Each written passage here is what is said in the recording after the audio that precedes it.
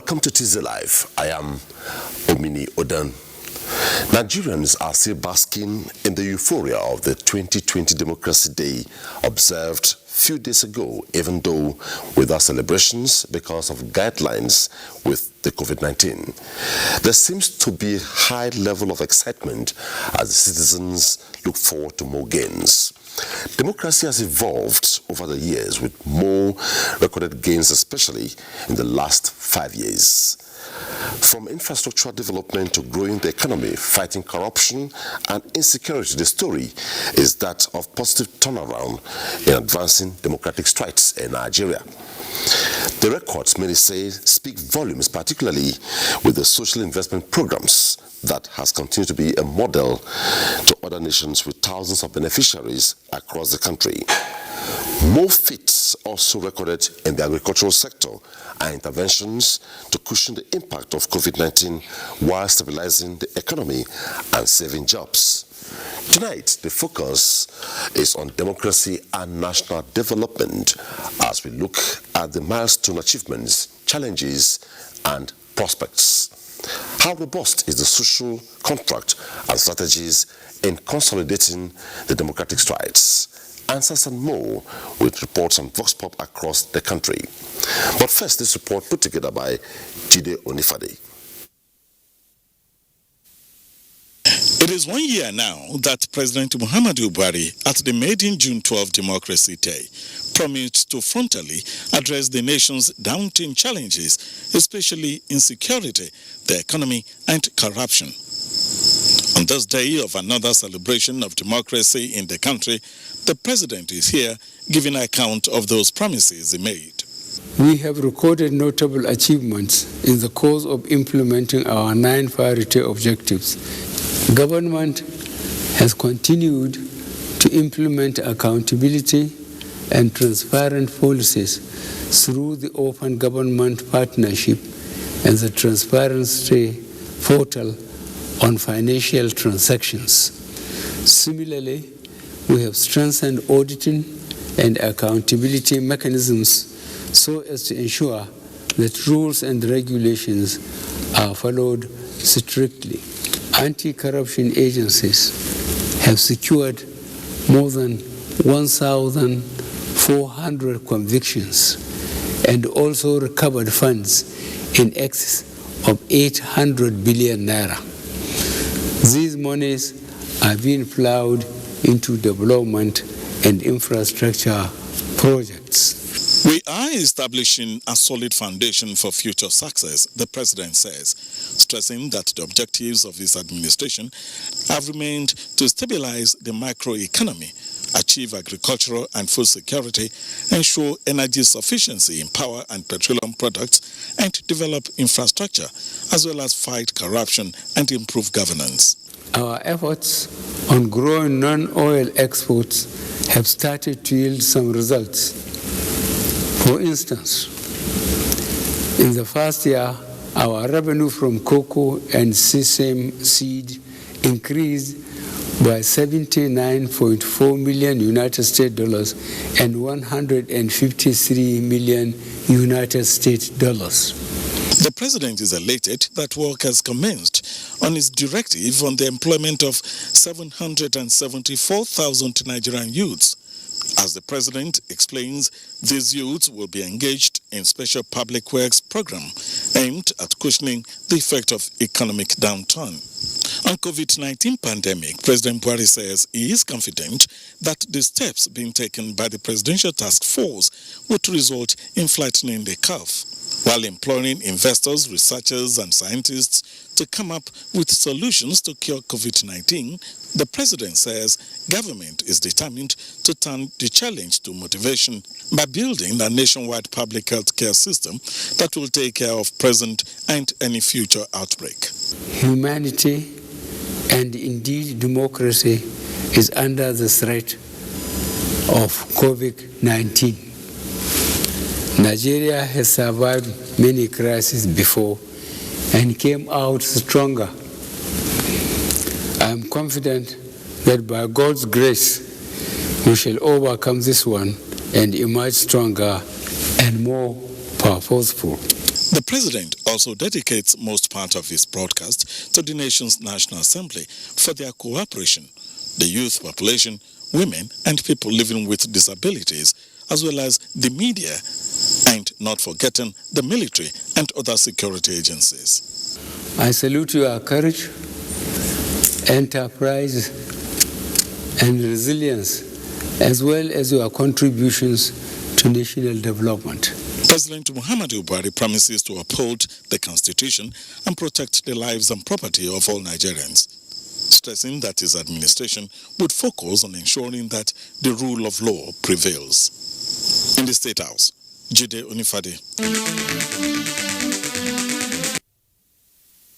Jide Onifade's report set the tone for the takeoff of the program tonight, which is democracy and national development in Nigeria.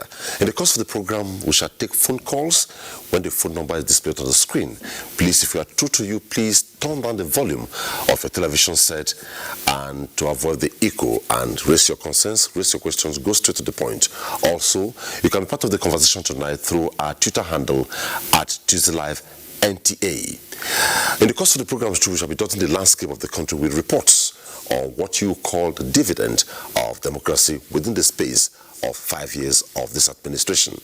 Quickly, my guests tonight I have with me in the studio, Ranking Senator Kabiru Gaya, is Chairman, Senate Committee on INEC, and also former Governor of Kano State. Good to have you on the program tonight. Thank you, and good evening, Nigerians. I'm glad to be here on this program. Also tonight, I have the Managing Director in National Inland Waterways Authority, NIWA, and former National Auditor of the All Progressives Congress, George Mogalo. Welcome to the program. Good evening, and thank you. I'll be doing Medugri in the course of the program, and we expect yet another guest in the course of the program. Well, gentlemen, let's begin. Democracy and national development. Also tonight, we have the Minister of State for Health, Senator Olurimi Mamora. Good to have you, Your Excellency. Thank you very much. Good evening. Thanks for inviting me. Okay, let's begin. Well, we're looking at democracy. I know there's a common definition of democracy, but when, just like they will say, what you hear in the classroom is not what you see on the field. We have heard the popular definition of democracy, but if you have tested it, being a former governor, ranking senator, can you give us in perspective democracy as it is since 1999 to date, and what you see it to be currently? Well, first of all, democracy is a government whereby everybody is being involved into the running of the administration. That means people select the representatives, starting from councillor to local government chairman to House of Rep member to governors, senators, House of Rep, and even the president. So these are the people who have been elected representing their own community, which means in democracy you involve virtually everybody into the running of the administration of that government. It's unlike the military.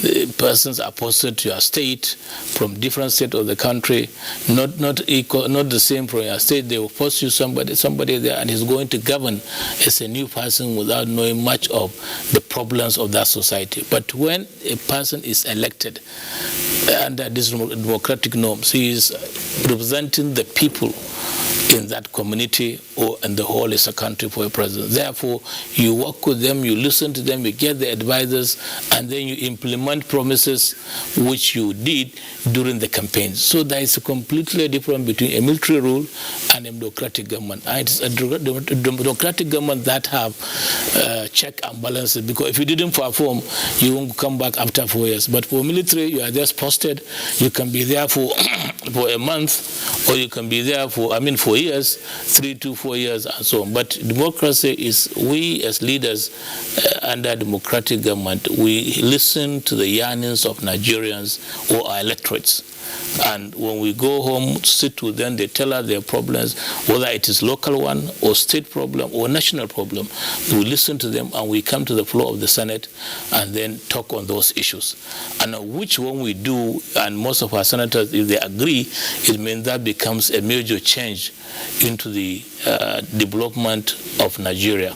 And that is completely a different scenario than the military rule. So therefore, Nigeria is just growing now. now, we just about 20 years uninterrupted of democratic government, and we were able to achieve transfer of power from a ruling government, which is democratic, to an opposition party that wins the election, and it was peaceful. So it means Nigeria, we are making progress, but that progress we are making is because of the commitment and the support of Nigerians in the rule of this administration. So in a nutshell, it is that the government is for the people, by the people. So this is how we define this governance. And I believe for those who perform, people can come back and re-elect them. And for those who didn't do well, they are booted out of the office. So I believe this system should really be enhanced and encouraged in such a way that we maintain democracy throughout the life of this of the country, because U.S. United States of America is over 200 years of democracy. In Nigeria, we're only talking about 20 years, but yet the people are feeling the effect of the governance. Where they feel good, they mention it, and where they feel a little bit worried and concerned, they now raise those issues, and the government listen to those problems and try to solve those issues raised by our people. So therefore, today we are celebrating, some days ago we celebrated the Democracy Day, which I'm very happy and delighted that President Buhari recognizes the June 12, which I was a governor at that time, and in particular NRC governor, which was not SDP, I was NRC governor. But I really appreciated how President Buhari came back and reintroduced this issue of June 12. At least it gives those who were supporting Abiola a kind of consolation that yes, you have worked hard. Senator Guy, let me just hold you there and also get the perspective of Senator Mamora, Minister of State for Health, thereafter Moghalu. Senator Mamora, what's your perspective? We just heard Kabiru Gaya's perspective. Can we take your perspective? Thank you very much. Well, democracy, there is what I would call the universal definition, or the most popular definition of democracy is government of the people, by the people, and for the people. So the central thing there is people. So what it then means is that democracy is people-centered, or it ought to be people-centered. So whichever level you're considering it, whether at the local, at the state, or at the federal, as we have in our own situation, you are looking at the people. And of course, you also have the three arms in a democracy: the executive, the legislature, and the judiciary. So, whichever way you look at it, it provides for election, particularly at the level of the legislature and the executive.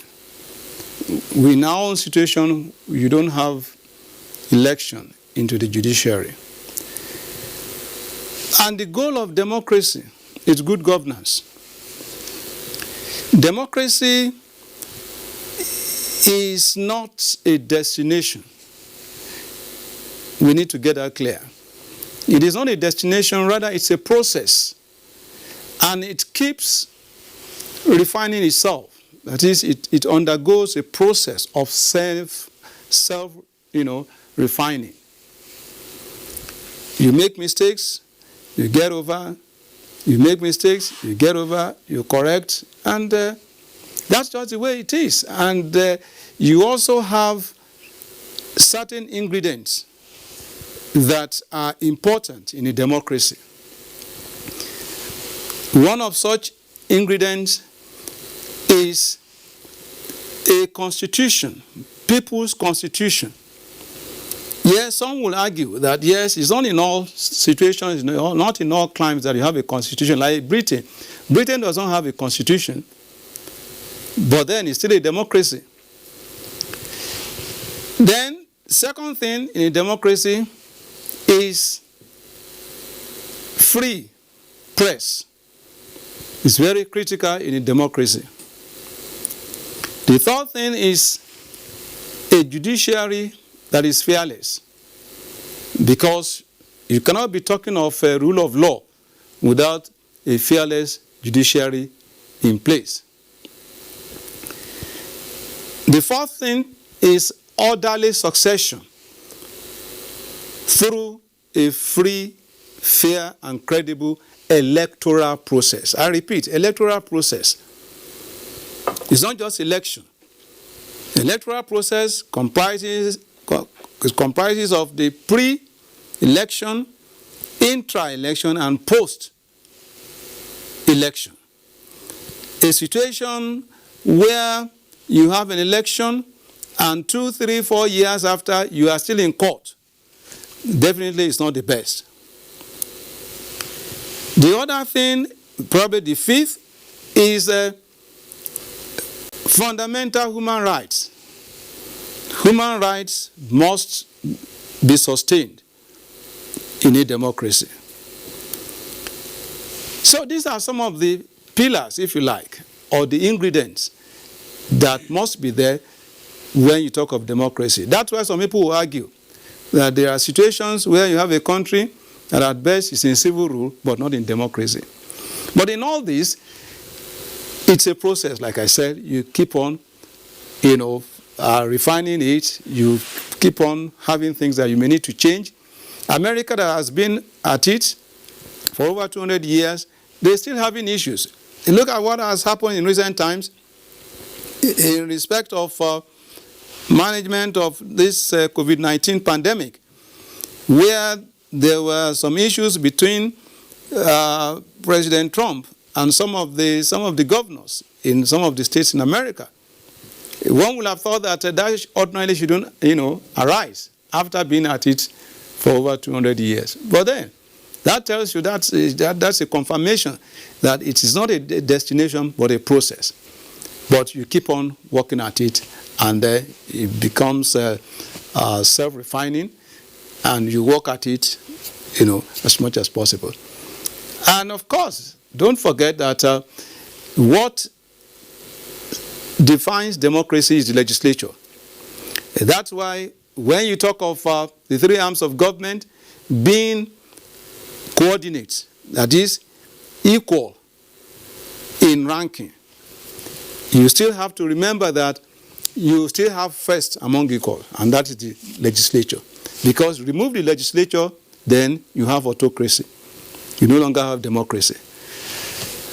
So far, so good for us, in my own assessment. We have done reasonably well, and we have cause to celebrate at this point in time.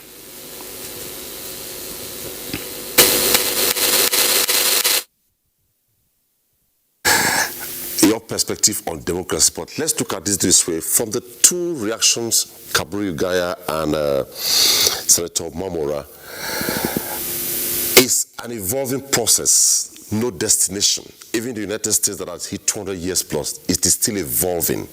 Now, within the period we have had unbroken democracy, looking at the way institutions have moved, checks and balances, what's your take?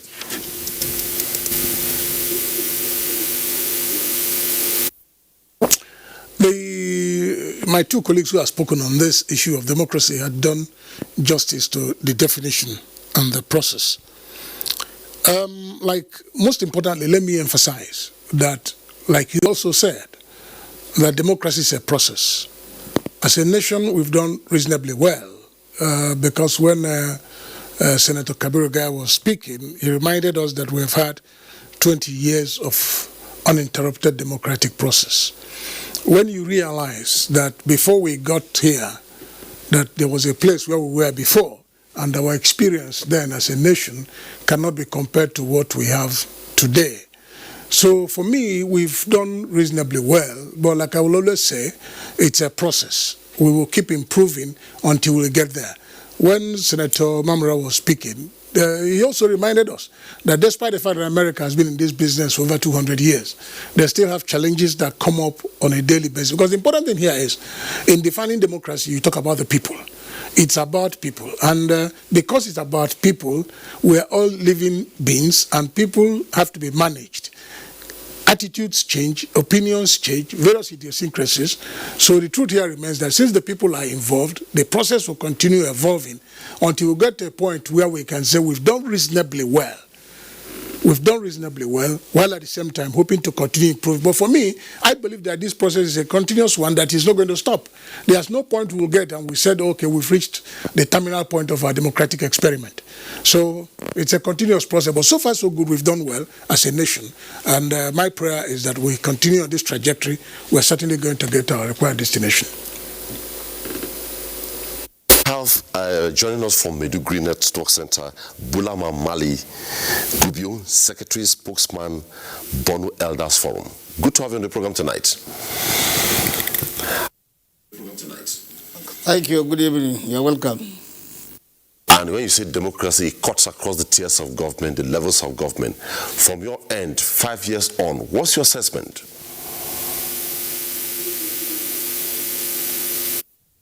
Thank you very much. Democracy has already been defined. Has already been defined by my colleagues in the studio there. In Nigeria, we love democracy, but we lack Democrats. They define democracy without defining Democrats. If you want to succeed in a democracy, you must have Democrats. And most of our Nigerian politicians lack the quality of being good Democrats. Intolerance and vendetta are not in the same family with democracy. For the last 20 years, our democracy survived because Nigerians are peace-loving people, not because our politicians are Democrats. We are very resilient people, very tolerant people. We respect our leaders. We obey their orders. Under all circumstances, we survive and we prevail. In a situation where you find Democrats who do not win elections go back and sponsor violence, disunity, just because they are not in power, that does not talk much about good democracy. In a suitable and sustainable democracy, you contest, you lose, and then look forward to the next election while supporting your colleagues who won the elections. In Nigeria, this is not the situation. You can see that in the last 20 years, violence has been all over this country. It has been multiplying, particularly in the part of the country where I live. For the last 11 years, we have been living under very serious insurgency. It is now spread all over the country. And despite the fact that we are lucky to have sustained our democracy for 20 years, the masses are not comfortable where they are because they are not in peace. They cannot pursue their normal life in peace and tranquility. And what I understand about democracy is that the leaders should give people peace, security, progress. We should continue to make progress from where we are and go on and on and on until we become absolutely developed country. But it looks like we are taking some steps forward and more steps backward because of the insecurity and unemployment. So we are lucky. We have our democracy. We love our democracy, developed our democracy, and we are indeed serious about it.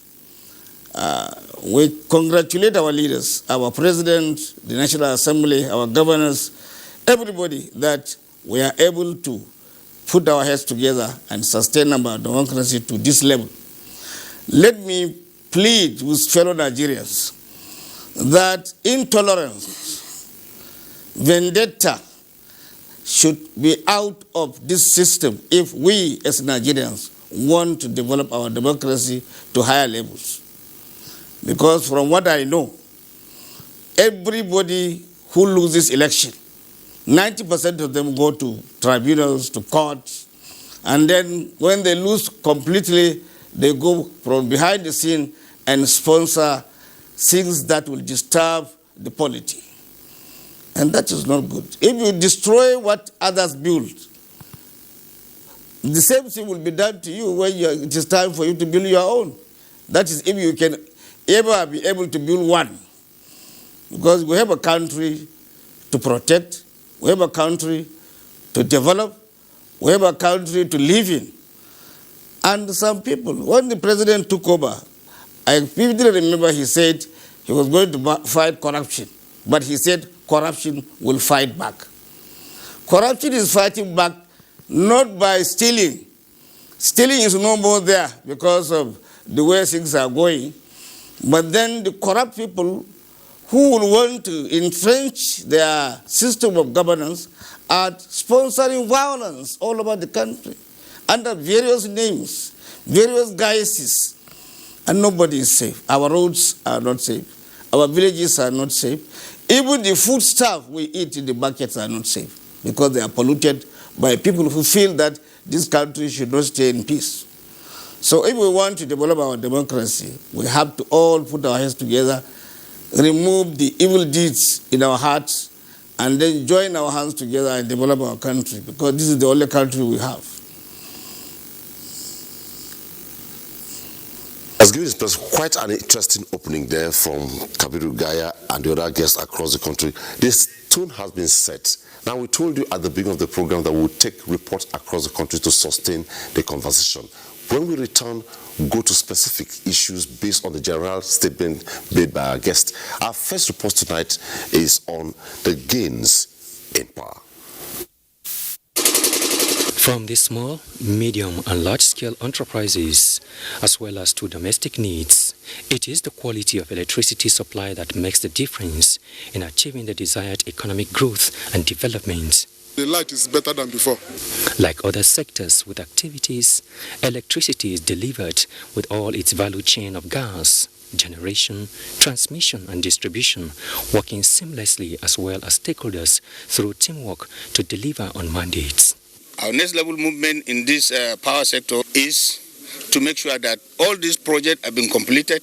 We are going around to complete the project and also to commission the project before the end of this term. To ensure diversification of energy sources, the long-standing dispute which kept Mambila Power Project on the drawing board has been resolved to deliver life-changing power infrastructure and huge employment opportunities. This just signifies the fact that we are marching words with action. Similarly, Kashimbila and Dadinkowa hydropower projects are awaiting inauguration as work on Zungeru project is progressing. In the larger context, the Buhari administration made commitment amounted to 1.3 trillion naira since it came on board to address revenue shortfall and ensure payments are made to gas suppliers as at when due. Similarly, government also introduced the Willing Buyer, Willing Seller initiative designed to enable consumers to take electricity supply directly from generation companies to their homes and businesses.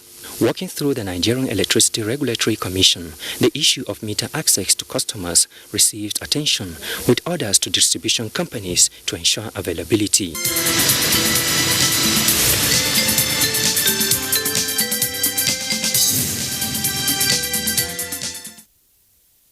In an audience participatory program, let's take this vox pop by Nigerians from Ibadan. We in Oyo State are happy with what is going on with Lagos-Ibadan Road. It's a major since Buhari took over, because since Buhari took over, there's a clear evidence that he really meant business. And he has promised us by 2021, 2022, the road will be completed. It's a sad reflection of pure leadership. I'm also happy to say that Buhari's pragmatic approach to Lagos, Oyo, Ogumasho Road, which is nearing completion, is a major achievement in the area of... So we have to give kudos to President Buhari, for seeing it deeming necessary that June 12 should not be wished away, because it was the day that Nigerians spoke with one voice. So by making June 12 Democracy Day, it shows that our struggles to bring about democracy or to install them is never in vain.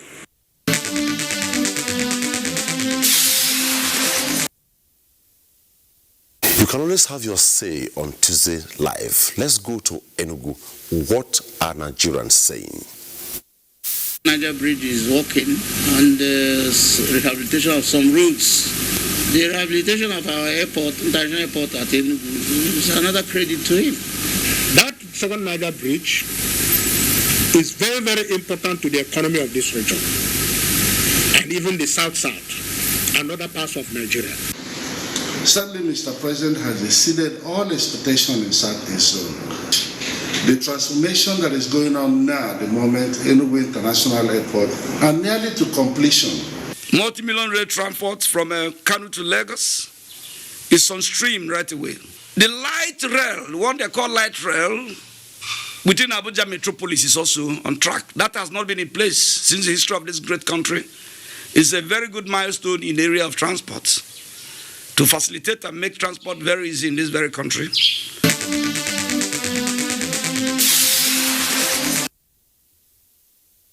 For staying tuned, our focus once again is democracy and national development tonight. Well, in the opening, the tone was set, and let's go to specifics.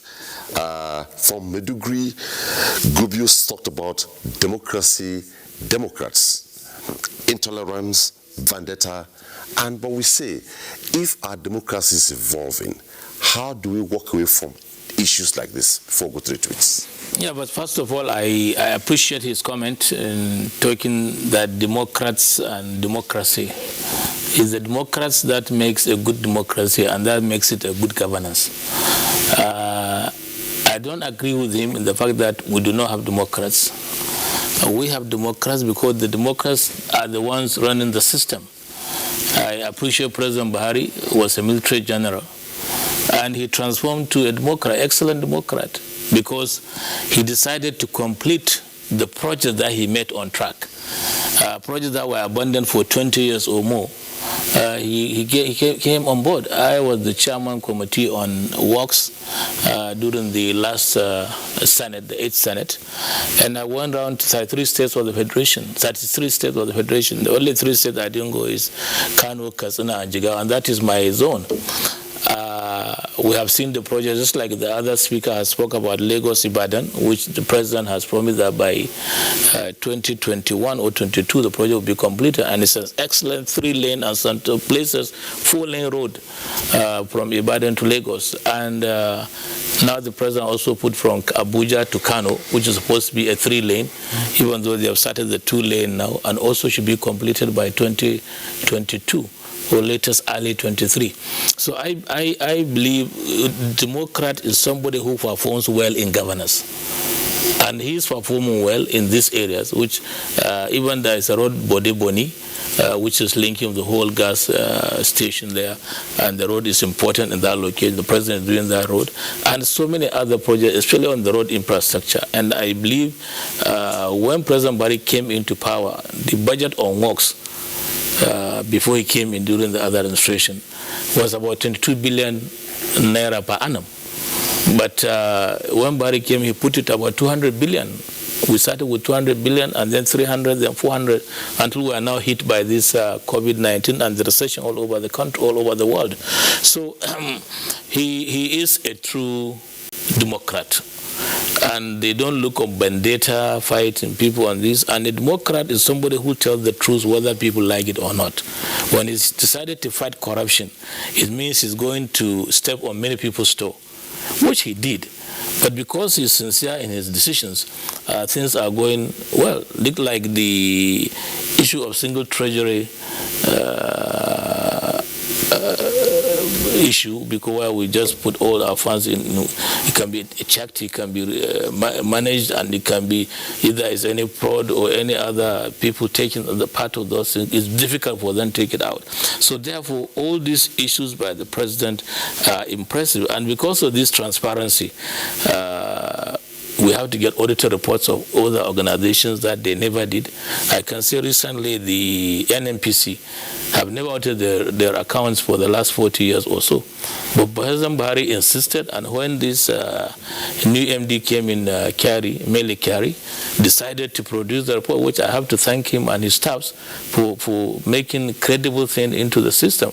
By having a transparent auditor report of NNPC, it shows now we could see what they are doing transparently. And that's what President Buhari wants in many things. Even us in the National Assembly, we try to be as transparent as possible.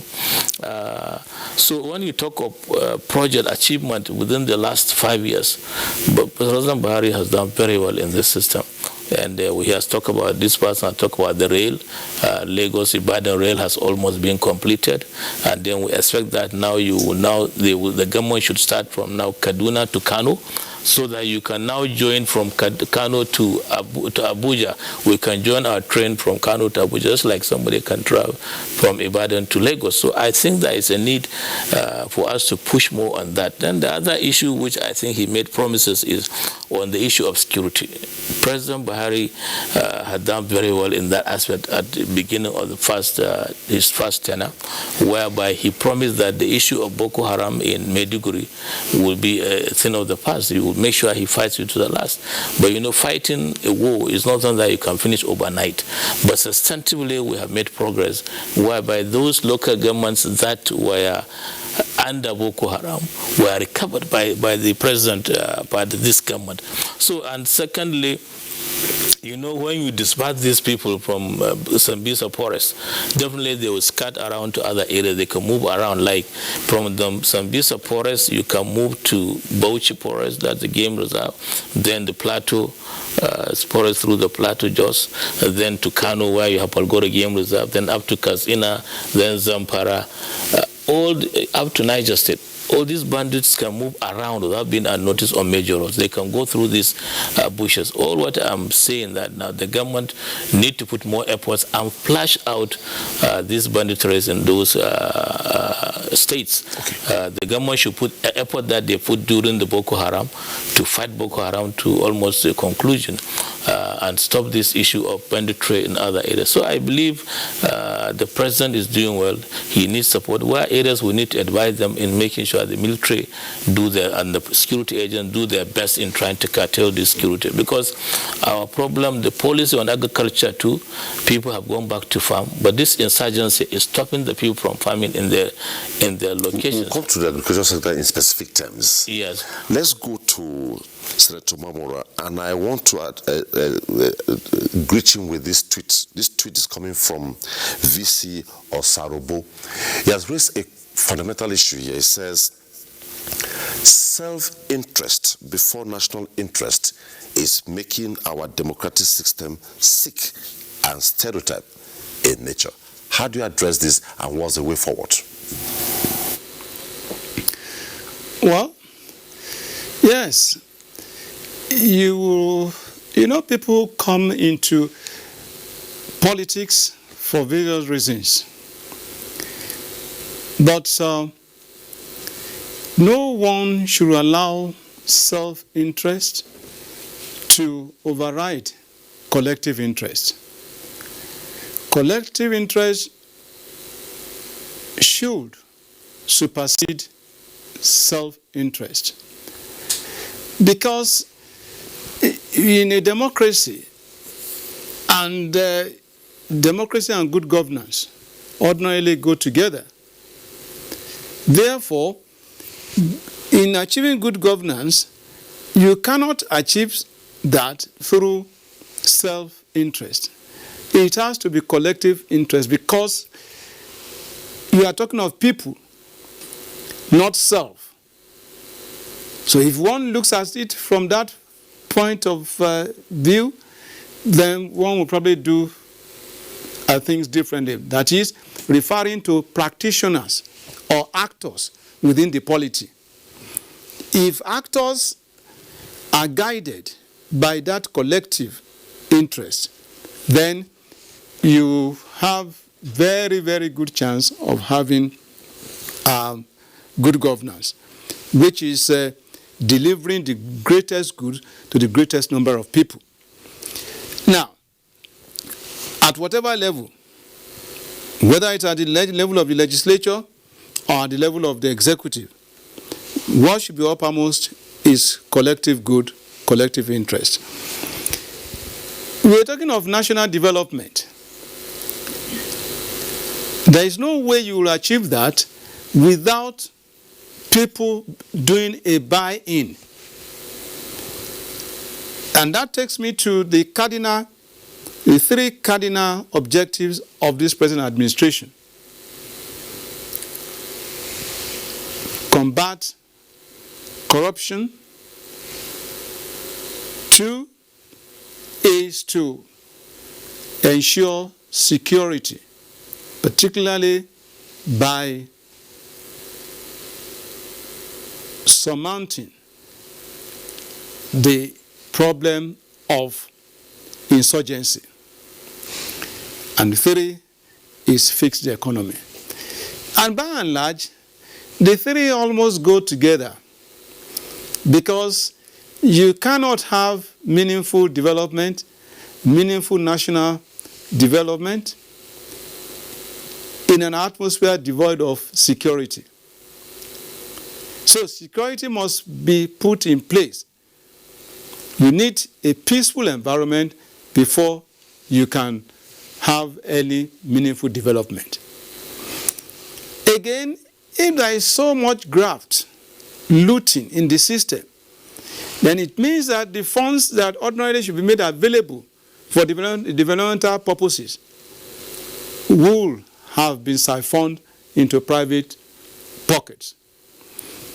And that reminds me, somebody once said that corruption is a weapon of mass destruction, because the funds that ought to be plowed into developmental projects will have been siphoned into private pockets. So you can understand why this present administration is very determined to ensure that corruption is eliminated, or at least reduced to the barest minimum. So when you take these two together, the issue of security being in place, the issue of getting funds plowed into the system, then the economy will do better. So that's why I said the 3 are very much related. And I believe that so far, so good, the Buhari administration has done so well in these 3 areas, which you could take as the article of faith with the people of Nigeria. Yes, we are not there yet, but one can see and be convinced that efforts have been made in this direction as to achieve successes in all the 3 areas, of course with varying degrees. And everybody has to key into this. That is why the party that brought this government to power has at its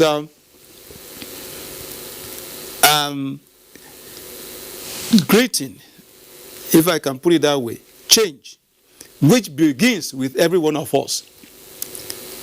Change begins with every one of us, and that is why when everybody plays his or her role, then we will move ahead, we will move in line with the direction that the government wants us to move. And collectively, we will achieve that national development which is so desirable in a democracy. Let's look at it from the political side. Party politics within this period, how do you rate it? Well, again, the vehicle for political ascension is through parties. because we are in a multi-party democracy. Yes, for me, as a personal opinion, we have too many parties, and a number of these parties, they are like clogging the wheel of progress in terms of political party development. If I had my way, I would wish that the parties could be whittled down to less than 10, in fact, maximum of 5 parties, so that people still have choices. But a situation where you have close to 100 or even above 100 parties, justly, I do not think this is good for our system because of the cost implication. Why do you want to go to the polling booth and you have a ballot paper that is as long as several meters, and you will now be scrambling looking for the party you want to thumbprint on its logo? I think that we should make this process very simple. And I mentioned earlier on that electoral process is not just about election. The pre-election, intra-election, and post-election are very important. It's easier to market 5 parties than to try and market 100 parties. It brings a lot of confusion into the system. And what you see at the end of the day, oftentimes, you see these fringe parties now coming together to say they are giving their support to a candidate from different party entirely. Why not be part of that party from the word go to show seriousness? I think we need to, I have said it before, that it's a process of refinement. But then, we don't have to spend the next 100 or 200 years to get to where some of these countries that we want to be like in terms of democratic advancement. We don't have to wait. We can start where they are now. The other thing is that in our own situation, one of the best ways to eliminate the things that divide us, north, south, east, west, religious, ethnic divide, is to limit the number of parties. So that you have, look, we are celebrating June 12 today. What happened on June 12? We just had 2 parties. And through that process, the things that ordinarily tend to divide us were no longer important. So you are forced to bridge the gap. You're forced to come together. You're forced to look at national interest and not a parochial interest. So, party development, just like democracy, is also a process. But I'm saying that the fewer the number of parties, the better for the process of democracy, because it will free us from ethnic and other primordial sentiments. So that's my position, that we need to reduce the number of parties. We'll sustain the conversation on specific issues. The focus, again, if you're just joining us, is democracy and national development. When we come back, we'll take on George and go to Maiduguri, then back to Gaya with me here. Stay tuned.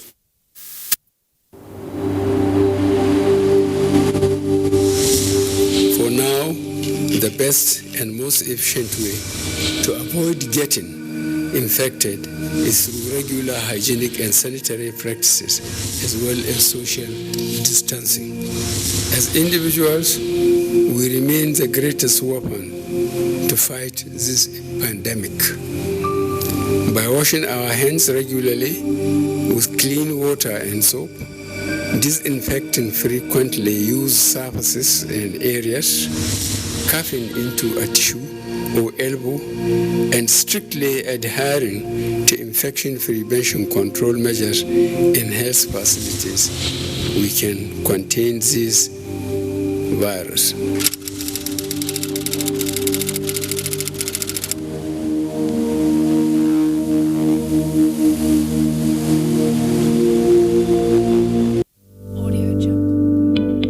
Coronavirus is real.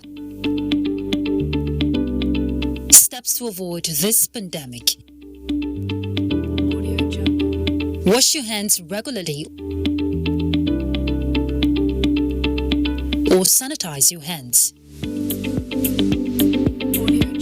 Keep social and physical distancing. Avoid crowded places.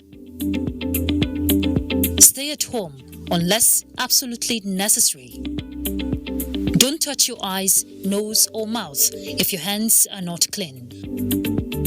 Avoid the spread of coronavirus. Coronavirus is real.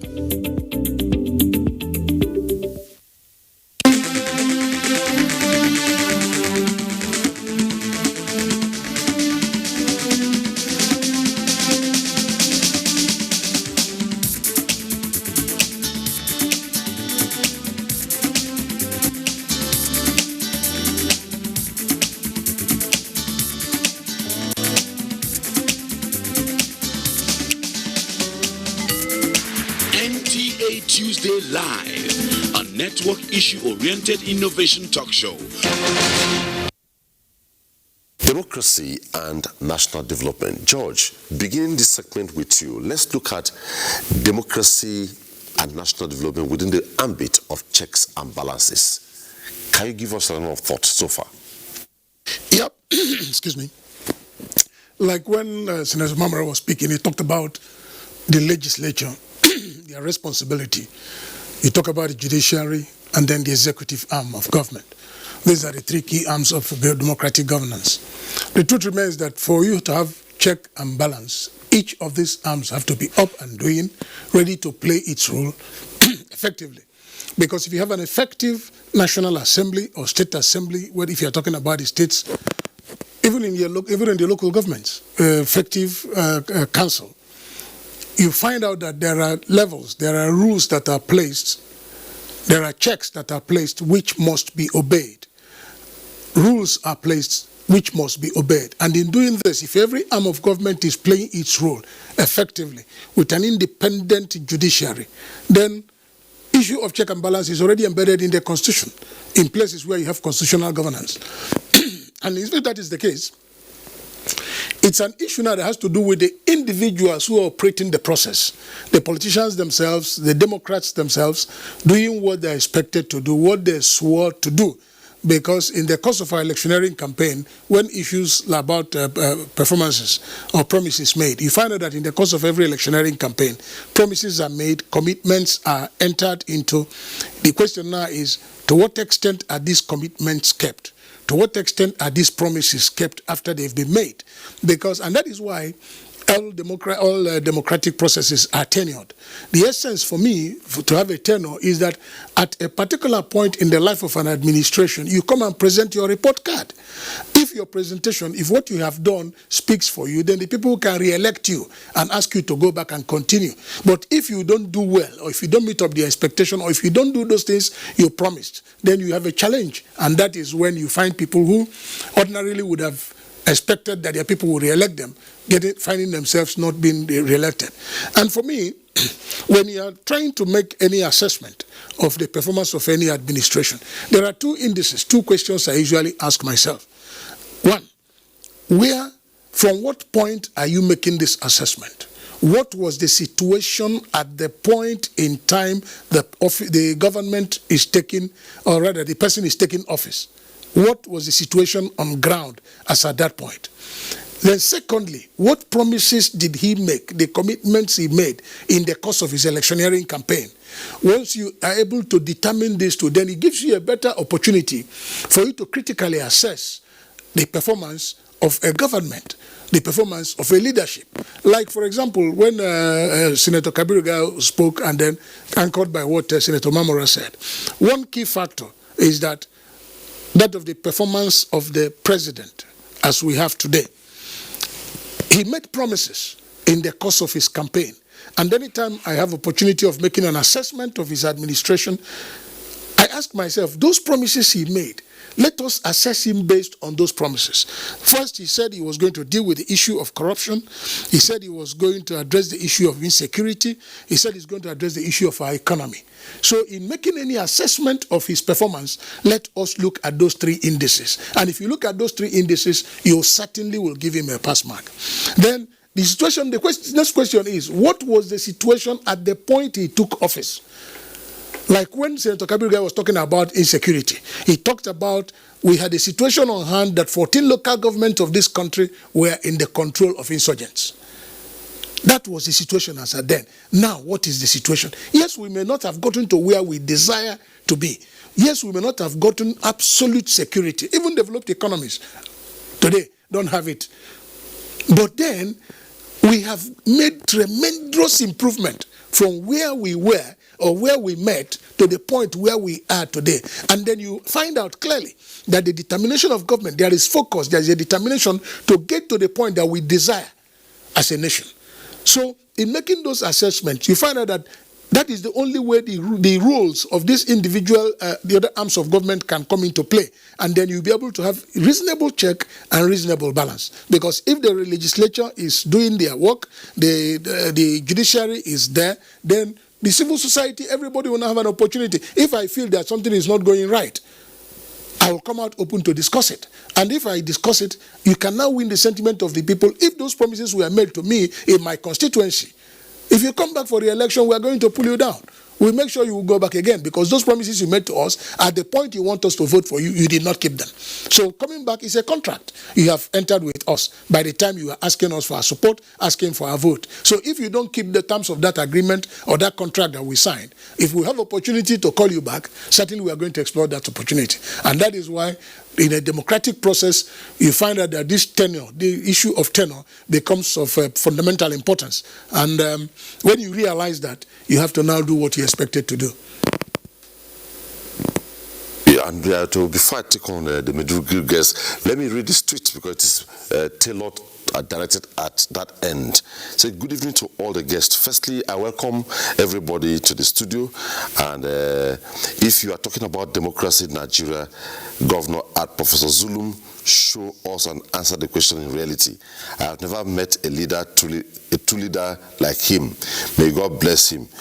Let's be exemplary. That's what I took David. But the question to Gubio right now is, can you give us an assessment? When you say democracy, you hear so much about institutions. If the institutions are not strengthened, most of them say that is the problem.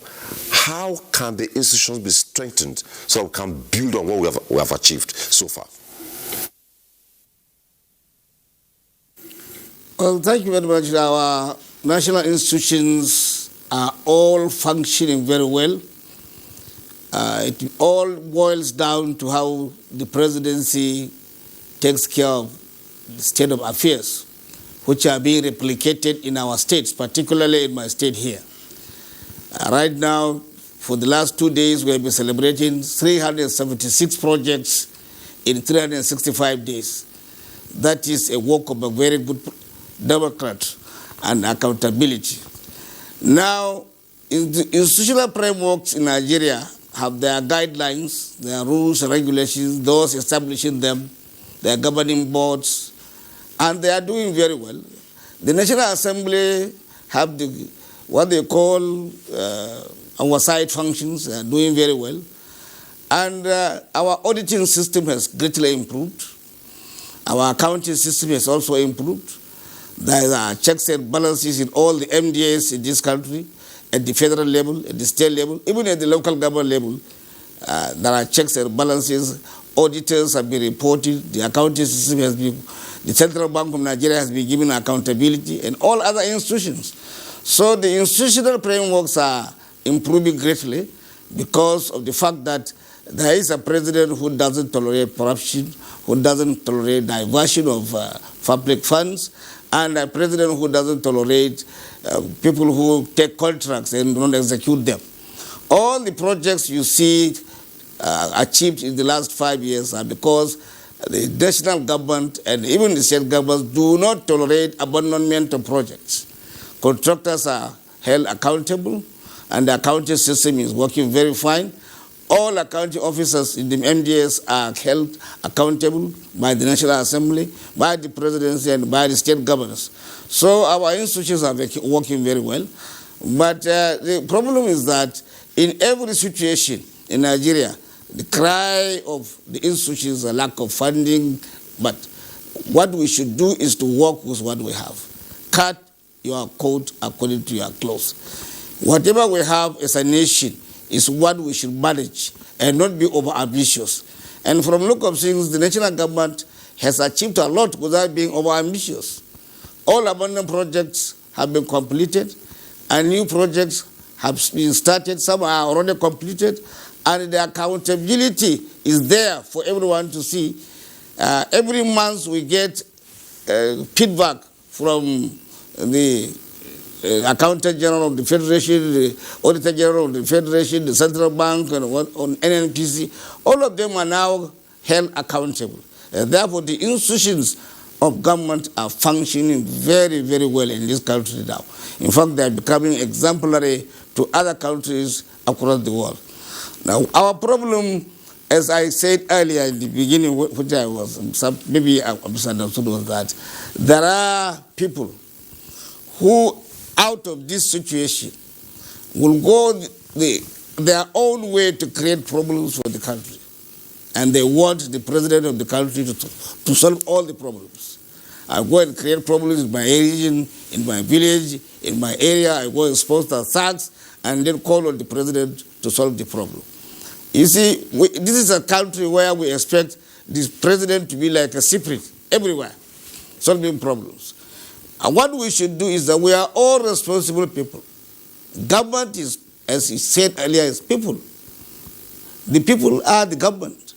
And if we collectively agree to do the right thing, each and every one of us, each and every region, each and every person or organization agrees to do the right thing, I think we are going to succeed. But if some go the other way, these are the people I call the non-democrats. They like democracy, they want to be in democracy, but they go the other way if it doesn't favor them. That is not good enough for the country. So let us collectively put our heads together, do away with all our negative attitudes, come together as a Nigerian and reflect back at what our forefathers really intended Nigeria to be at the beginning. Are we there? Are we doing the right thing? If we are not there, how should we trace our steps back to the bush fascism which we lost in the past and then forge ahead? It is not difficult to make Nigeria great. God has already made Nigeria great by giving all the resources available under our soil. All we need to do is to think a little, retrace our steps, few steps backward, and see if there is anything negative each person, each group are doing that is really the progress of this country, so that we can make progress. Senator Gaya, quickly, what would you say about electoral governance within this period before the national reports? Electoral governance. Yeah. You see, that affects the electoral law. This administration, under the leadership of President Buhari, we in the National Assembly decided to amend the Electoral Act. Let me just hold you there, sir. We have our first caller tonight.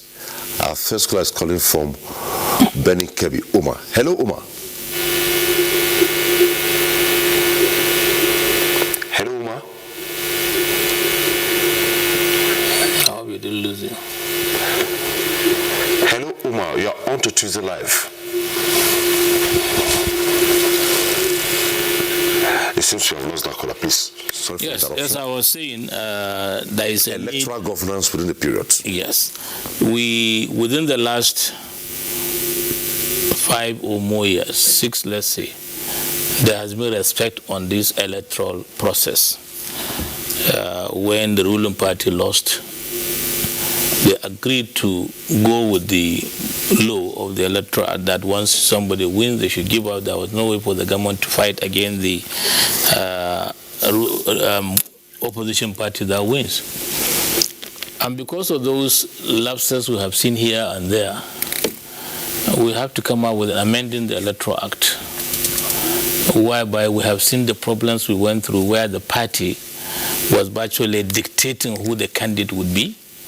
And then we have to introduce during the Electoral Act on the 2007 amendment. We now gave the party more roles to play. We have seen where also the Electoral Commission was banning people anyhow, disqualifying candidates. We have to also check that so that there will be a better process. And when it comes also to the election, you know, we had problems when the governor of Kogi, late Abubakar Audu, died, and he died before the elections. So that was also not part of the Electoral Act. We also have to amend that to make it work. Okay. We also issue where a president could not perform his job, whether he is sick, and then how the vice president should take over. So we also look at those aspects and made amendments. So we have made tremendous amendment to help in the electoral process that will help in better elections.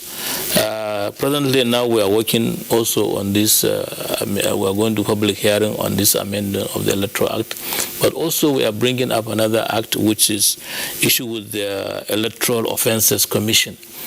You find that INEC itself is involved in a lot of litigations about the elections, so you should have a commission that tried the offences, Electoral Offences Commission, where we'll be dealing with some of the politicians that were able to disrupt election or create violence.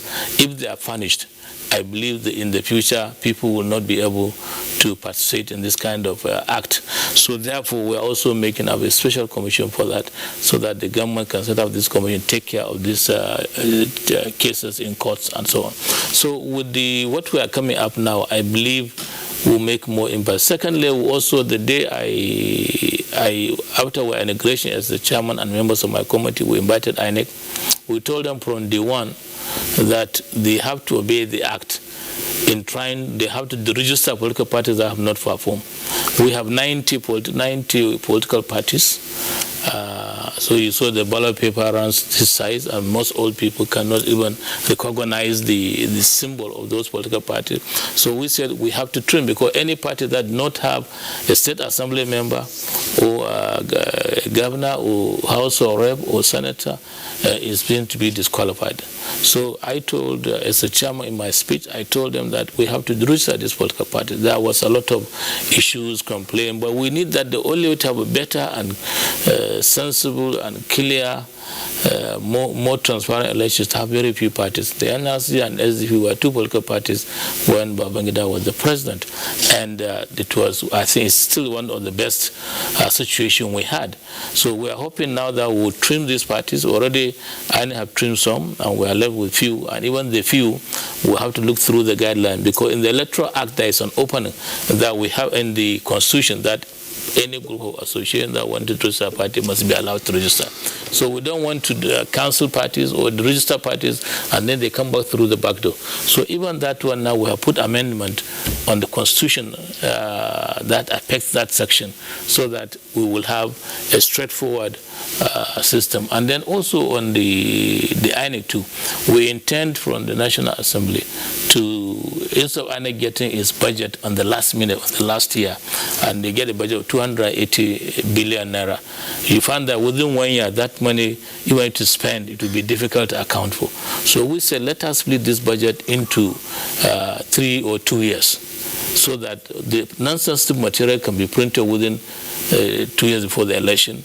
Other printers or equipment can be bought before the election, and then on the year of the election, we only take care of other sensitive issues, which printings and so on. So if we could do that, it will also save in putting over 300 or 280 billion naira to INEC to spend it within such few months. That's why you find so many contractors.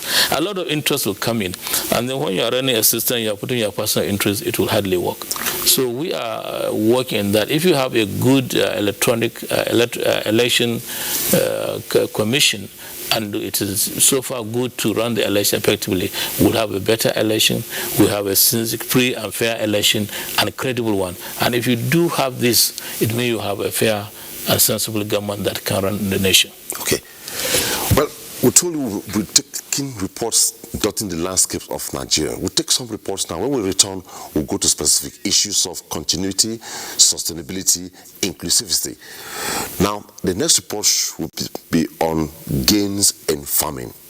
Let's take a listen to it. Of oil in Nigeria, the country has depended solely on mono economy with less attention on agricultural sector. However, with the coming of the Buhari-led administration, priority was accorded to agriculture with a view to diversify the country's economy, thereby restoring the lost glory of the sector. Since the smallholder are the most vulnerable, it becomes imperative for government to support them with much needed input, especially seeds, which is the most important factor that influences farmers' yield in order to enable them to recover quickly from the effect of pandemic. Unless we come to grips with mechanization, we will not be able to shoulder the challenges that the population of this country places on us. To achieve this, the federal government initiated a number of programs targeted to assist farmers across the country. This includes the Rice, Maize and Wheat and Co-Borrowers Program, where Kano rice farmers benefited with inputs worth more than 10 billion naira, which increased the production of rice and the proliferation of rice milling industries. Before, we are producing about 1.5 million metric tons of rice here in Kano, but now it's over 2.7 million metric tons. We are now waking up. I believe in the next 3 years, we are going to say we thank God that we thought about agriculture again.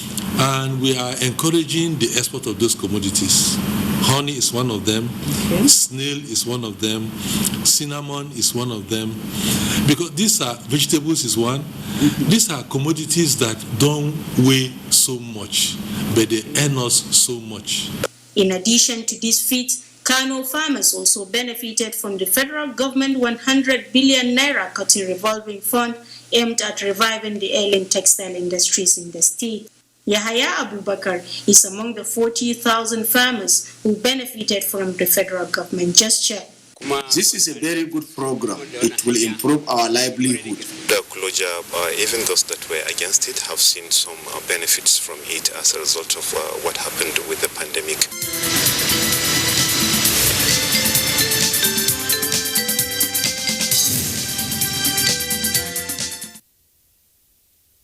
So listen to what the people of Lagos are saying. In the 1950s, Nigeria was a leader in exporting agricultural produce to other countries. But now, everybody's eyes is now focused on oil. So the economy needs to be diversified. We need to look beyond oil. Our oil. We need to invest more on other sectors. We need to invest more on ICT. In the area of education, the federal government needs to find a solution to instant strike by ASU. There should be a solution to it. And even in the resources, the way people are looting the resources of this country, we really need to do something about it.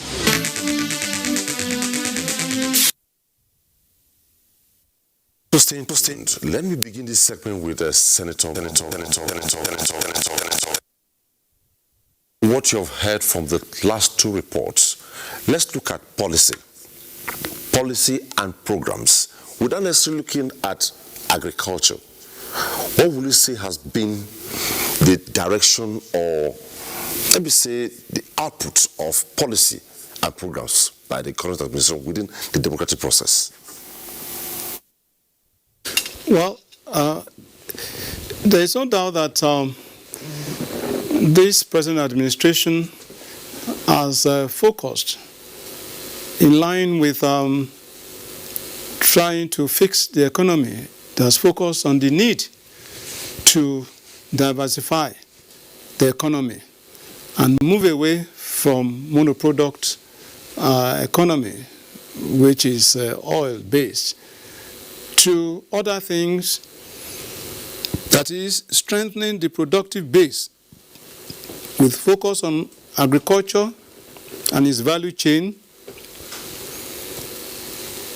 We are also looking at manufacturing. We are looking at solid minerals. We are looking at even the entertainment industry.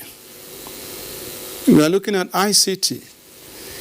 These are areas that could yield a lot to us in this country.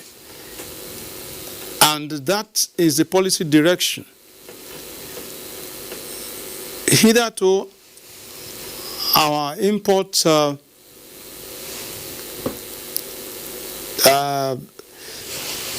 the amount of foreign exchange committed to food import alone is so humongous. But right now, that has reduced substantially to the point that we are gradually getting self-sufficient in some of these products. And you will recall that Mr. President will always say that we must grow what we eat and eat what we grow. Look at the number of rice mills that are now available in the country. And gradually we have adjusted our taste as to eat rice produced in Nigeria. And that's the way it should be. Again, this present administration is trying to revamp the textile industry. Time there was that we had several textile industries up north and even in the south. But what happened? Somehow we abandoned all this. But then we are trying to rediscover, so to speak, ourselves. And so Mr. President is focusing attention a lot on that area.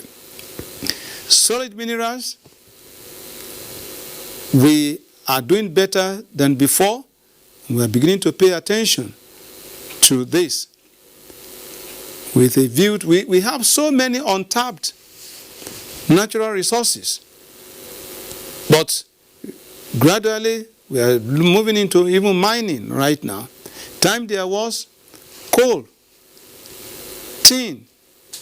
These were mineral resources that we made so much from in the past.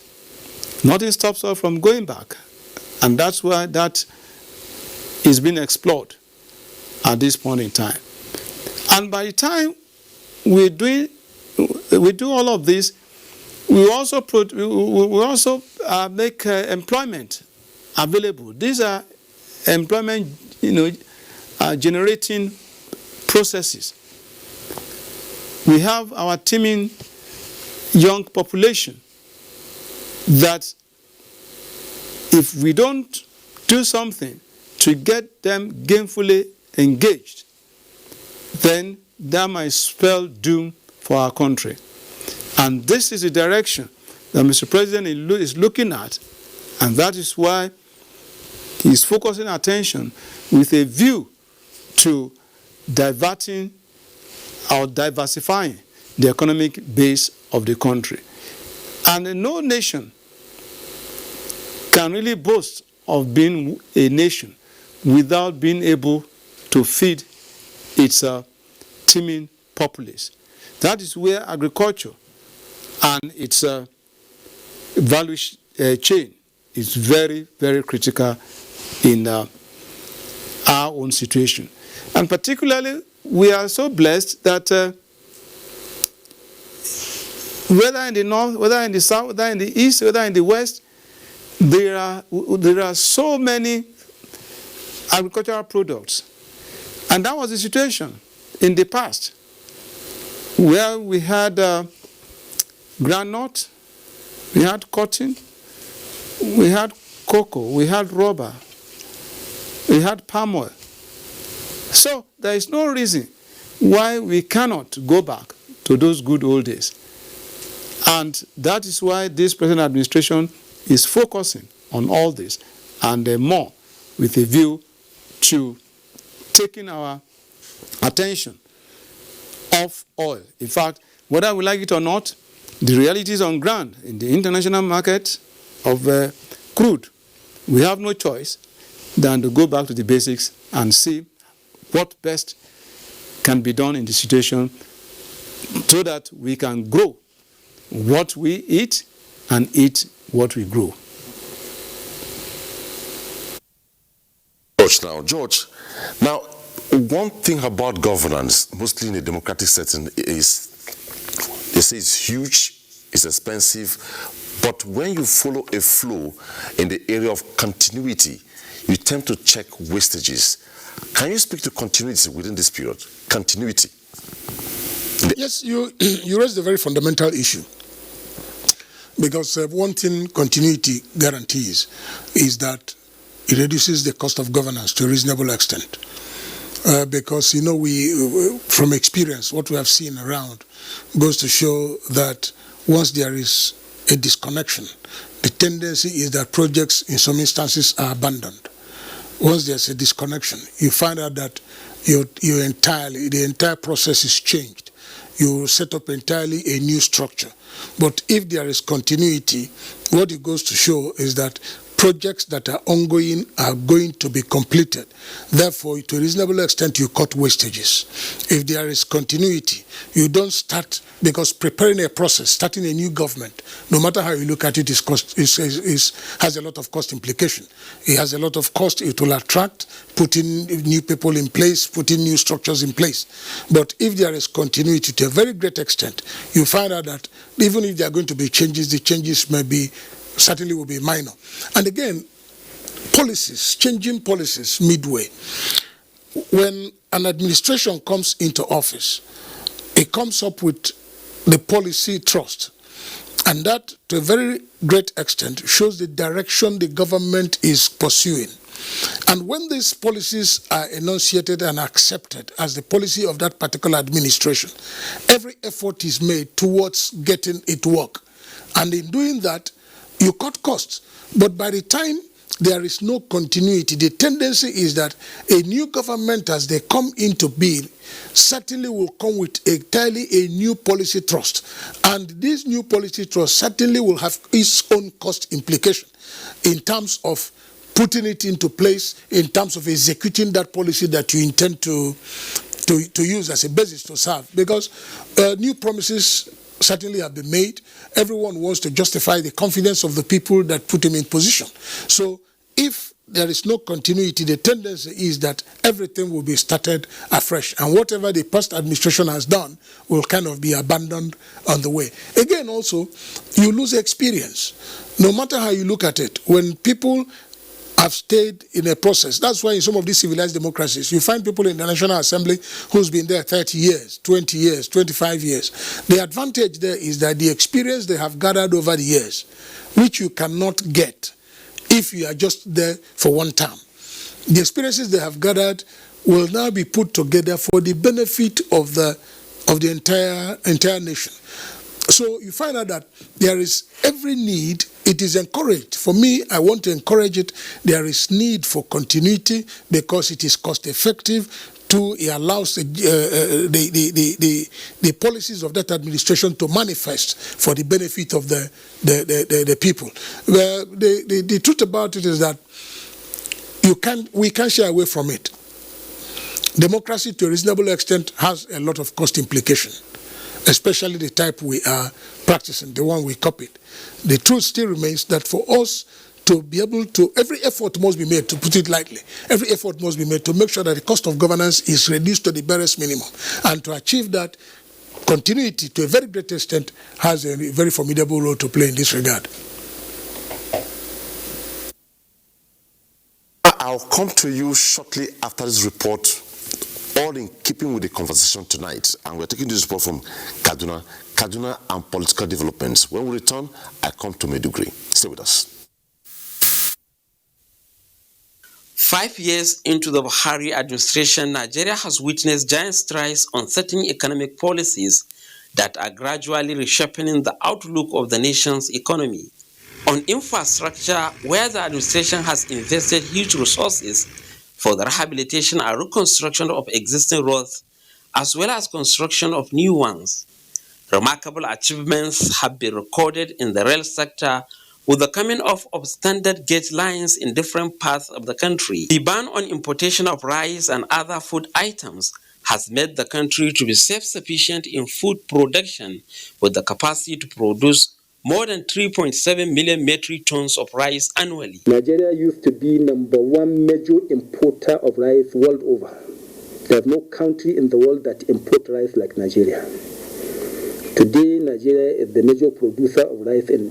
Stakeholders say it's a clear indication of the present administration's commitment to strengthen the democratic system in the country. The President has done historic justice to the memory of Chief M.K. Abiola.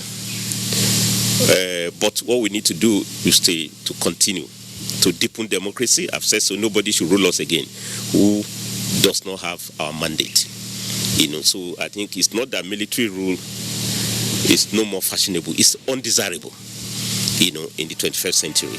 With 21 years of uninterrupted democracy in the country, stakeholders believe that politicians must live up to expectation by delivering their campaign promises.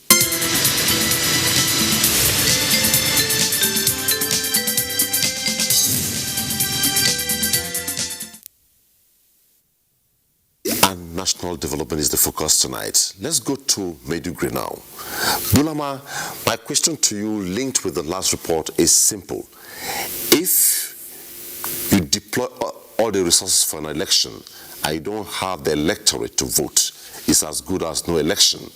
So, if democracy is evolving, policies, programs, checks and balances, inclusivity, but the people are nowhere to be found, it amounts to naught. So what role, with all what is in place, good, take, connections and disconnections, what role should the people across board be playing? Very much. The people, everything is centered on the people. The people should be educated enough to know that what government is doing, what politicians are doing, all the processes, all the policies and programs are geared towards their own welfare and development. Therefore, public civic education is very, very important. There are institutions which are charged with the responsibility of enlightening our people to partake in the affairs of the country. Therefore, all the people of this country should first and foremost appreciate the fact that they are the government.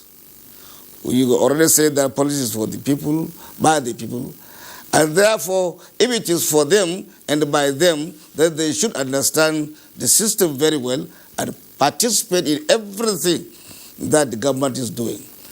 The policy continuity is extremely an important issue in any developing country. Discontinuity of policy is disservice to the system because it is going to create a vacuum and it is going to cause lots of waste in the system. And voter education should also be intensified because most of our people up to this moment believe that they are voting for the cause of some people, not for their own cause. If a voter comes out to vote, he is voting for himself. He is voting for the government which he thinks will be taking care of his welfare, a government which he thinks will improve the condition of his life and that of his society. Therefore, we need to educate our electorates. We need to carry along our people. Our politicians, particularly at the grassroots level, should be with their people and should talk to them, educate them, so that each and every Nigerian should have a say and should participate in the affairs of the political development of this country. Where there are no people, it's just a waste, just buying nothing for something. When you buy nothing for something, it's vanity. So we should not allow ourselves to engage in vanity. We should always be patient enough, we should be purposeful enough, and we should all work in synergy. Even the multi-party system, there are common grounds on which you, as political parties, enlighten, educate, and carry along your people. You don't know when the people go to vote. You don't know whom they are going to vote for. So do not assume that if you do not educate a particular group of people, they are going to vote against you. No, it's not true. Because I have seen in many occasions people who did not expect to win elections were voted into power by the people because they know that that person is a good person, that he can do something for them. So that kind of education, that kind of enlightenment, that kind of conviction of the people, of their leaders should be there so that at the end of the day we will have an enlightened society where governments can easily be put in place and be replaced if the government is not doing well. We find it very difficult to change the system, to change our governments because of lack of public education in governance. So the people should be there, they should be enlightened, but at the end of the day, they should also get what they were promised. If politicians promise anything to the electorate, let them make sure that the promise they made is within their reach. You should not promise something which you cannot give. Instead, if you want to have, you want to have some 100 pieces of things that you will give to your people, promise them 70. Keep the 30. Don't tell them. Then when you give 100, they say, he gave us more than what he has promised. Like what is happening in Borno State now. I am not being psychopathic, but really we are getting more than we bargained for in this state. So the whole country should be like this. And President Buhari has given much more than expected of him to this country, particularly in the areas we just talked about, in agriculture, in mining, and in the economy, because the closure of the border, the banning of some of these commodities have greatly enhanced our economic capacity. It has greatly increased our productive capacity, even not because of the insurgencies and the recent pandemic. I think Nigeria should have gone out of any kind of importation. We don't need to import anything in this country. And that is if the people are carried along and if they are allowed to go to their farms, if they are allowed to go to the rivers, to the lakes, to fish, to cut. And then the issue of animals should also be taken care of. I think in this country, we should get away from this issue of cattle rearers, farmers, this and that. We have a system in which they can coexist peacefully. It has been for hundreds of years there was peace between farmers and cattle rearers. Now, due to lack of proper education of the system, people are believing that they are different people, they will fight one another on issues which should not be there. So, in a nutshell, voter education, carrying the people along, providing their needs, and giving them sense of security will do all this magic you are talking about. Gaia, now, one other problem we need to look at is the culture of inclusiveness within our democratic system. Now, you win elections, you came to a political party, you win elections, you're on board, you just go all alone. The issue of gender, So how do we develop and evolve with inclusiveness? You see, after an election, for a government to perform well, it must be an inclusive, all-inclusive government, carrying even some members from the opposition party to be part of your administration. I could remember as long as I was as a governor of Kano State, my cabinet was a combination of both NRC, which is the ruling government, and then the SDP, so that we can work together as a team. I could remember when in politics you can be criticized on anything. And when I was running the government, some people criticized that I was spending so much. So I got a commissioner from the PDP, SDP side. I gave him commissioner of finance. So if I'm looting or anything, he can take note of that. And then in this system is that once you have, and President Buhari has carried a lot of people along.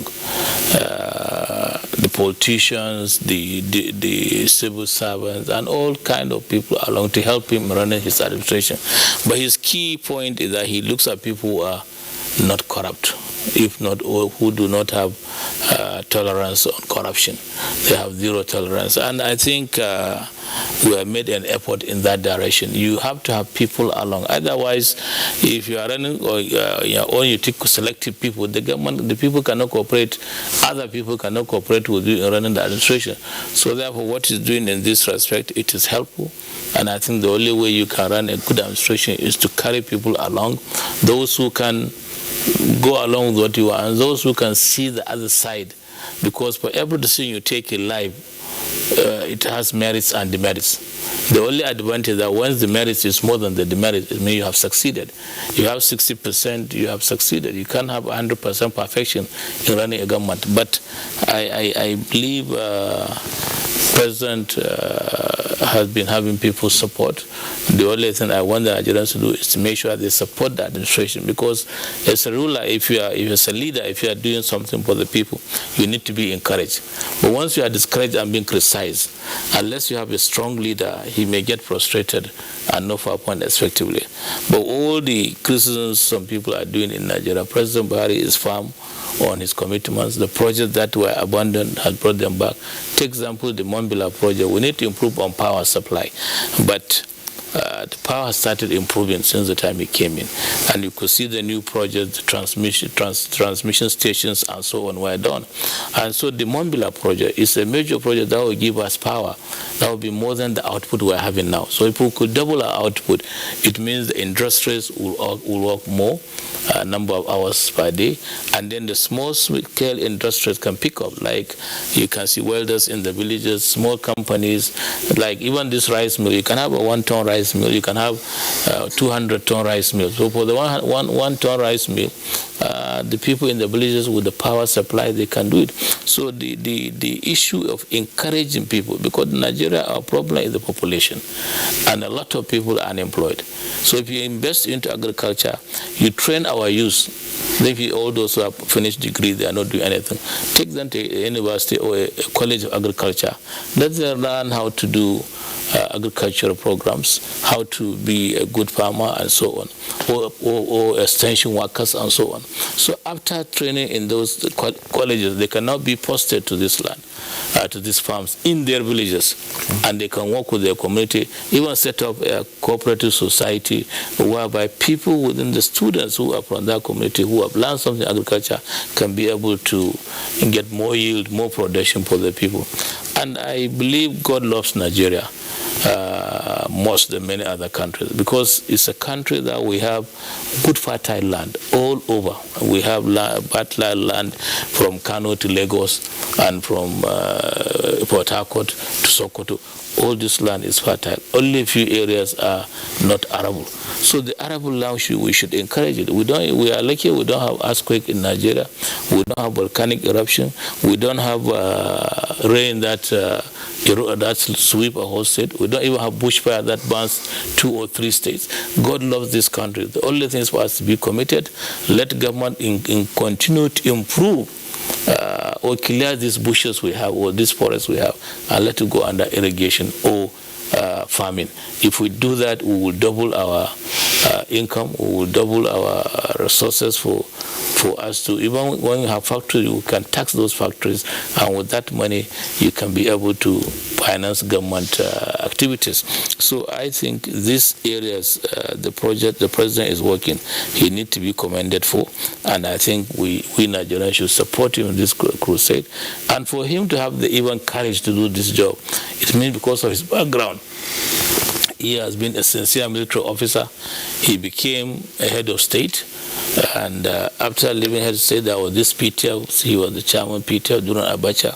He was able to cut across the country with projects all over. And I was a consultant during that time, so I benefited from those PTF projects. Were asked to be thorough in what is supplied for a project, and we have to check effectively. And we did well during that time. And I think now what President is doing is a way to move Nigeria forward. Okay. And I'm happy that we have him as a president. For the next generation of president, we need somebody like Buhari. Thank you. Senator Mamora, sustainability remains key to any democratic process. If you come up with policies and we don't have a slant of sustainability, it leads to most times policy relapse, policy reversals. So how do we entrench a sustainability culture that will outlive even a particular administration? Well, if you look at what the present administration is doing, I can't remember any administration that has committed itself to completing projects started by previous administrations. Whether it's in the rail sector, whether it's road infrastructures, generally, road infrastructure, rail, name it, even in inland waterways, the Buhari administration has not abandoned projects that he met on ground. There is a saying that the glory is not to the person who started whatever. The glory really goes to the one who completes the project. So what I'm saying in essence is that there is no room for abandoned syndrome, which had been the culture. And it's in a bid to put sustainability in place.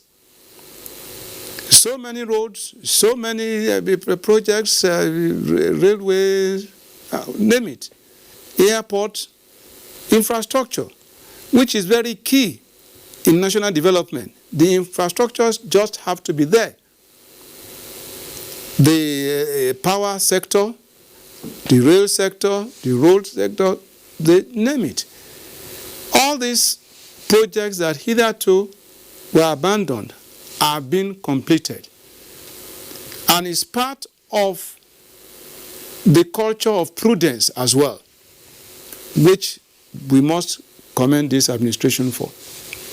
Now, with COVID-19 in place, as we have it now, that has disrupted everything, the national life, the economic life, the social life, the religious life, the cultural life, name it.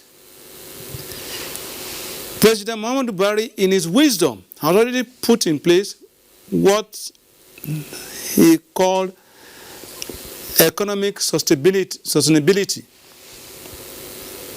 and which is headed by the Vice President, Professor Yemi Osinbajo. And what that committee has done, and I think the report was just submitted sometime last week, thereabout, is to look beyond COVID-19. How do we sustain economic development of the country? So this is looking to the future and not just looking at now. There must be life after COVID-19. And Mr. President is really looking beyond that. And that's why he put in place that sustainability committee, economic sustainability. So that is leadership. That is governance. It's not just about now. We must look into the future. We must put things in place, structures that will sustain the gains of the moment. And that is what this administration is doing and committed to doing. Now, one of the challenges we've had in our own history is the tendency for policy somersault. You do this time, somebody comes and changes it, and then you go back, you move 2 steps forward, you go 5 steps backward. We cannot, no nation can boast of national development under that circumstance. The Ajaokuta project, of course, it's going back. It's been resuscitated and being brought to completion. We are looking at all other areas, all other sectors of our economy, so that we can resuscitate whatever that is not what it should be, and having the future in mind. I do hope and pray that beyond this tenure of this administration, in the government that will come thereafter, my prayer is that it will be the government of APC as well. So that what this present administration has put in place, the next administration of APC will build on it and take it further. Because government is a continuum and governance continues. So, like my colleague here did say earlier on, it is even more prudent that way. Rather than change what is on ground and try to put something new that may not necessarily benefit the system.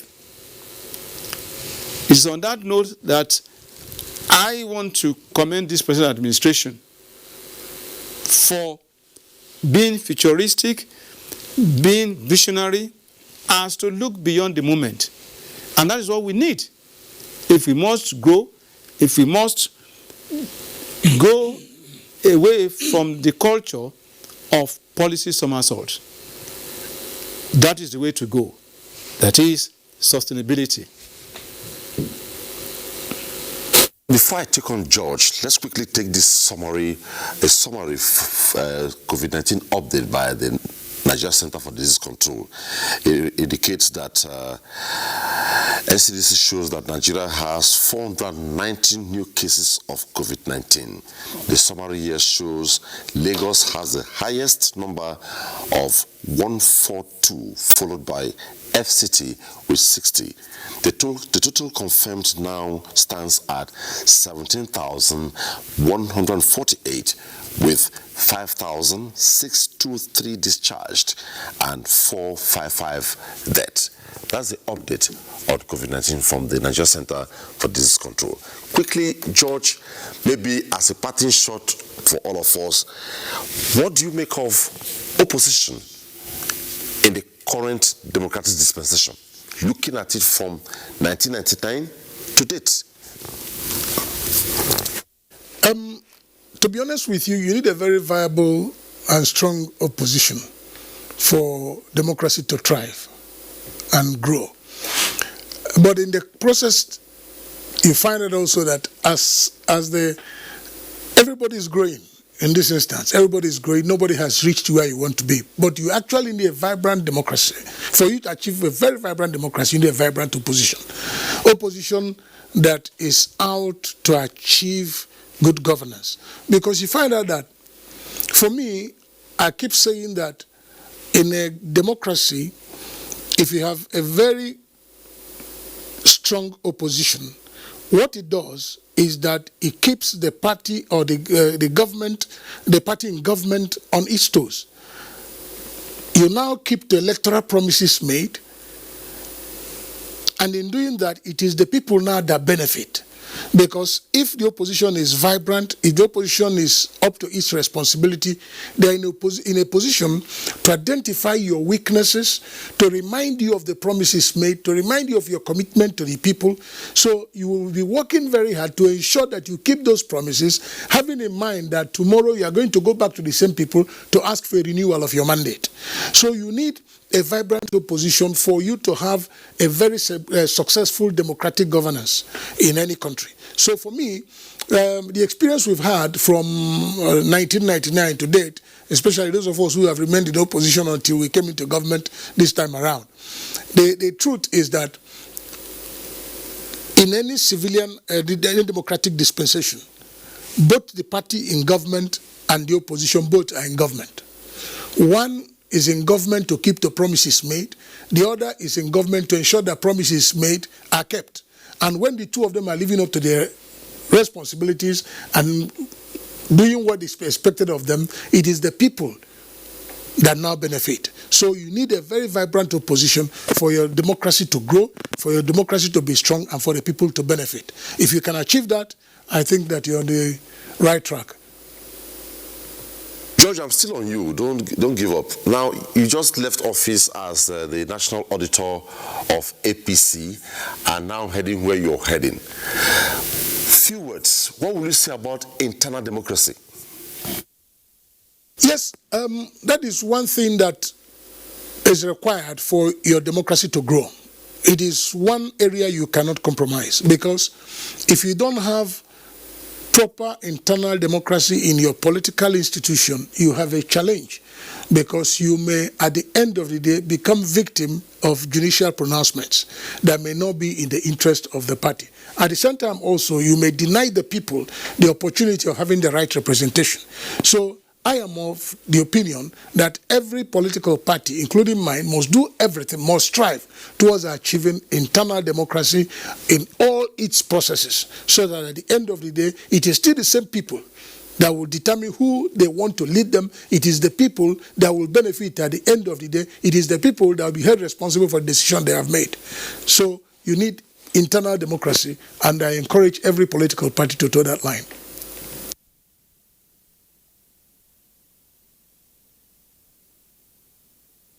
National Inland Waterways Authority. It was nice having you on the program tonight. Thank you so very much. Okay, to Senator Olumide Mamora, Minister of State for Health. Thanks so much for making time to be here. Thank you very much for inviting me. Where we had Bulama Mali Gubio joining us. He is the Secretary, Spokesman, Bonu Elders Forum. Thanks so much for your time.